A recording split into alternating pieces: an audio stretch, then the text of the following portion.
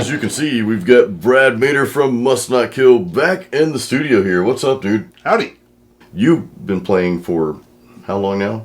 I'm close to 40 years of playing professionally, which is pretty... When you said that, I didn't even think about it until just then. But yeah, I've been playing for a very long time. Yeah, I've been literally playing in bars since I was like 13, 14 years old. So, wow, dude, wow. Yeah. Some backyard parties and VFW halls and all that stuff. But yeah, I've been playing forever, so...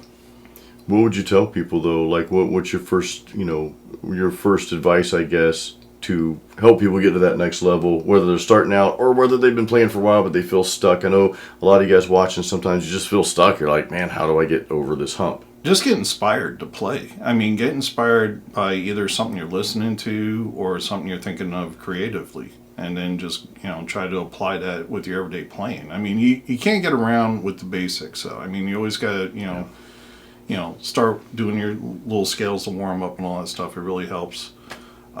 Even when I'm like stuck writing songs, like I'll just start fooling around with some scales and just get my fingers moving. And before I know it, I kind of have that song in the back of my head, and then it transposes into whatever the hell I was just doing.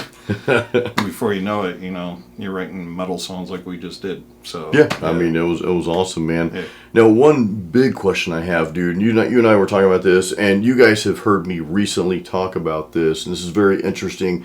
When you're writing music for Must Not Kill, first of all, what subgenre of metal are you thinking about, or do you even think about any of that stuff? No, I don't. I kind of think what would be interesting to play, and with my band, I know what they like to do, so I kind of keep all them in mind as well when I'm composing. Because if I just wrote for myself, I mean, all the songs would sound exactly the same, and who wants to do that? That's freaking boring, So I like it when, I said that before, when I come up with something and then, Will, Tom, and Aaron get a hold of it, before I know it, it turns into something really awesome. And, I think you only can get that in a band setting. You get a lot of people that are on the internet, doing, this kind of recording stuff, which is cool. It's, it's an outlet. But it'll get kind of stale if you don't have that, those other influences of band members, So, it's easy to program drums and bass, and, we just did it here. Yeah. And, it came out sick, but it's like, it's still, if we kept doing it, I'm sure a lot of the songs would sound the same just because they're pre-programmed drums, And, if you get, a live drummer and all of a sudden he's putting a little funk beat in something where you thought was just going to be a blast beat, or, in my case, you never know. It just could turn into something really crazy. Even a recent song we just wrote, which I turned Jason onto a little bit, it started one way, and then all of a sudden it just started out with the bass and drums starting the song, which I never would have thought of doing that if I was writing myself, if this makes any sense at all. So that makes perfect sense. But yeah, I mean, if you're just starting out and playing, I mean, just literally get inspired by, whatever artist you're into. Doesn't matter who. There's no wrong answer. If you're into Taylor Swift, play Taylor Swift. You're into metal, play metal. You know what I mean? But just get inspired to play, and just, try to learn the instrument as best well you can. I was telling you guys, I think it was an acoustic writing session on the patio a couple weeks ago I was doing, and I'm like, I really wasn't thinking about any type of metal or rock or gothic or black metal or melodic death metal or even acoustic. Wasn't thinking about any of that stuff. I'm like, I'm just going to write what is coming, from the heart. And I feel like you write that way a lot. And then when you include the other band members, well, it's even more so. So, Brad, you really don't care what subgenre it is. Is it kind of like, okay, we'll let people call it what they want. We're just going to play it. Well, Most High Kill is always going to be heavy. I mean, no matter what. Of course, yeah. And we do have kind of like a signature type of tone we do. It's kind of hard to explain what it is, but even like when Tom comes up with a song, or Will, or anybody, I always have to add that kind of flavor to it, which is it's kind of the reverse of what they do for me. They'll come up with a song, and all of a sudden I'll add my stuff to it. And I call it filling in the blanks, because they'll have a tendency to write, verse, chorus, and I'm like, I'll put the bridges in, and then I'll kind of fill in those little gaps with little transition pieces, or just open up something a little bit. But it always, everybody comes out giggling and laughing when we're done, because it always comes out like, holy shit, that was badass, and So it always comes out good, and it's all positive. And we know when something's going south, we'll just kind of give each other a look and say, okay, let's do the set list. Just kind of get off this for a while. And that's another piece of advice I can give you, too. If you get stuck on a song, you're writing something, you're stuck on it, you're banging your head against the wall. I've done it millions of times. I mean, I used to have hair. Me too. But, it's good to walk away from something.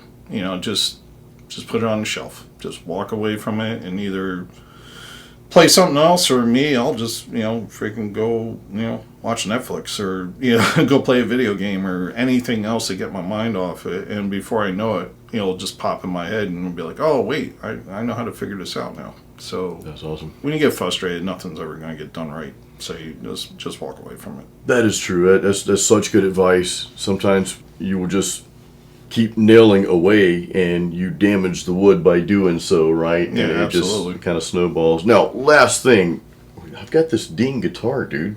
Mm-hmm. Thanks for bringing this, Me by too. the way. So you've got a Dean guitar. So, dude, Mine's cooler. Oh, don't say that. Well, this one's actually pretty cool. What model is this, Brad? That's the Exile. It's our 7-string that's out this year. Currently available. It's just, if anybody's into 7 strings, you can't get a better 7-string than that on the market today. I mean, it's got glow-in-the-dark side dots, made for an import. I mean, it's a bolt-on neck. Yeah. Got a mahogany body. It's got a sweet burl top on it. There's natural little black burst finish on it. That's Fishman pickups, right? Fishman. You've been with Dean for like 17 years now. Yep. Now, what do you have in your hands, dude? This is a USA custom shop that I picked up. Nice. It's kind of based off an older model that they don't produce anymore. But I as soon as I saw this guitar, I had to have it.